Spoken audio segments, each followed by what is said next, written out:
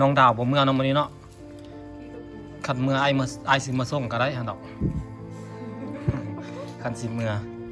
มันบ่ฮู้สิไปใส่โอ้ยบ่เป็นตายอีตนแท้เด้บ่ฮู้สิไปใส่บ่มีทางไปเลย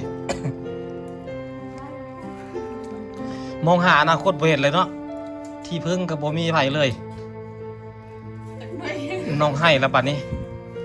ให้แล้วต่ำใจเราได้ฮะเราแสดงว่าเราคือสิทุกข์ใจแห้งเราคือสิภูมิใจแห้งมันบ่มีทางเลือกได้เฮ็ดน้องบ่มีทางเลือกสิไปหาแม่กับบัดแม่ก็อยู่กับครอบครัวใหม่เอื้อยกับบัดอยู่ไกลเอื้อยกับบ่ได้ติดต่อมาสิกลับบอกแก้วบ่เรื่องหลวงน้ำพาอุดมไส้สิกลับอุดมไส้กับบัดบ่มีเงินค่ารถมันเป็นล้านพุ่นบ่จักไปอุดมไส้แม่นบ่เขาต้องใช้เงินหลายปานใดไปอุดมไส้ประมาณ 5-6 แสนเนาะค่ารถค่ากินเด้น้องให้แล้วมานั่งลิ้นน้ำไม้ดิ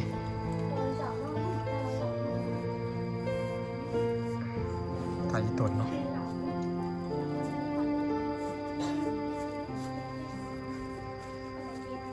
สู้ๆเด้อน้องดาวเด้อเป็นกำลังใจให้มันคนเฮามันเลือกบ่ได้มันเจอปัญหาก็ต้องฝันฟ้าต้องไปให้เราต้องไปต่อให้ได้เราต้องอดทนยังมีหลายคนที่เขาถูกยากเขาลำบากกว่าเขาแห่งมีหลายบางคนก็มือตีนบ่ครบก็มีเนาะพ่อแม่ก็ทิ่มไปก็มีหลายคนเฮานี่ยังถือว่าโชคดีอยู่ยังถือว่าโชคดีแล้วเฮาได้เกิดมาเป็นคนบ่ต้องน้อยใจได้ท้อได้แต่อย่าถอย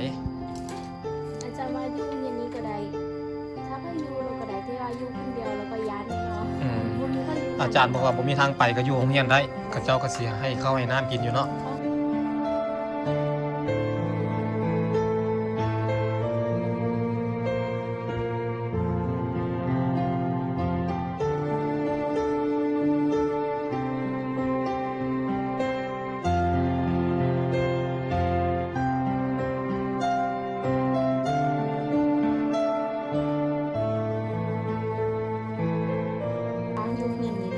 เบิ่งว่าให้อาจารย์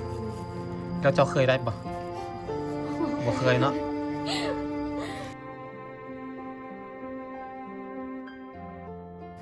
น่าจะอยู่นี่ประมาณอาทิตย์2 อาทิตย์3 อาทิตย์ยังบ่ฮู้เลยเนาะน้องดาวเนาะมันกลัวเราอยู่นี่ถ้าวันนั้นมันแพงขึ้นตัวอย่างคือเขาไปทำไตนาย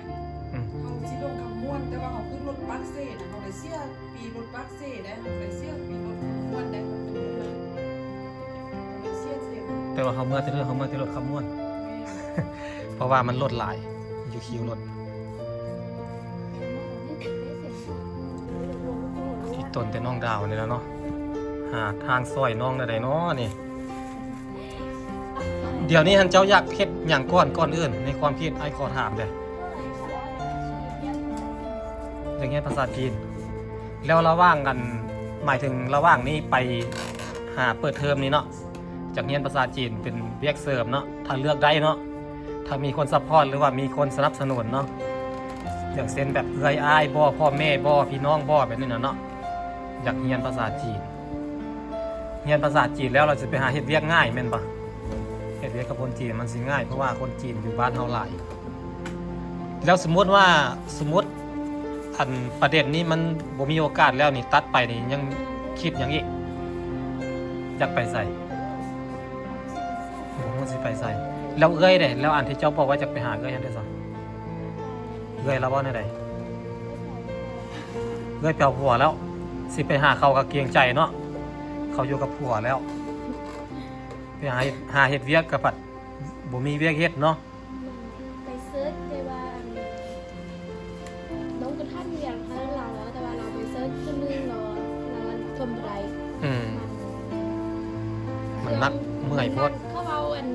เขาว่าบ่ม่วน ม่วนเด้เขาก็ แม่นแหละ มันอยากให้ได้เรา มันสิเป็นไปนั่นแหละสังคมมันภายนอกโลกภายนอกอะนะมันบ่คือกันนั่นได้ เราเข้าไปลงเทื่อนึงเหรอเพราะว่าเข้าไปลงซื้ออะไรจ่ายเงินแต่มาไปลง ลอง ซื้ ลองห้านได้อ๋อแล้วอันบ้านเกิดเด้ซะบ้านเกิดนี้อันอุดมไส้แล้วสมมติว่ากลับเมื่อบ้านเกิดได้บ่มีคนสิอยู่นำได้บ่หมายถึงพี่น้องอะนะ ไม่เท่า อยู่นำแม่เฒ่าแม่ของพ่อเนาะ ไม่ยาก แม่ของแม่เนาะแม่เฒ่า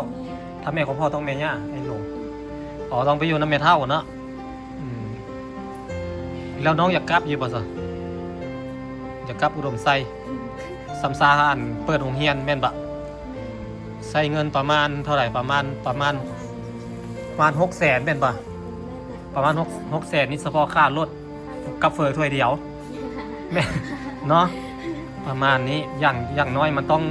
ดีแท้ต้องอยากกินน้ำกินอย่างมันต้องมีเงินประมาณล้านเนาะประมาณ1,000 กว่าบาทค่ารถไปมา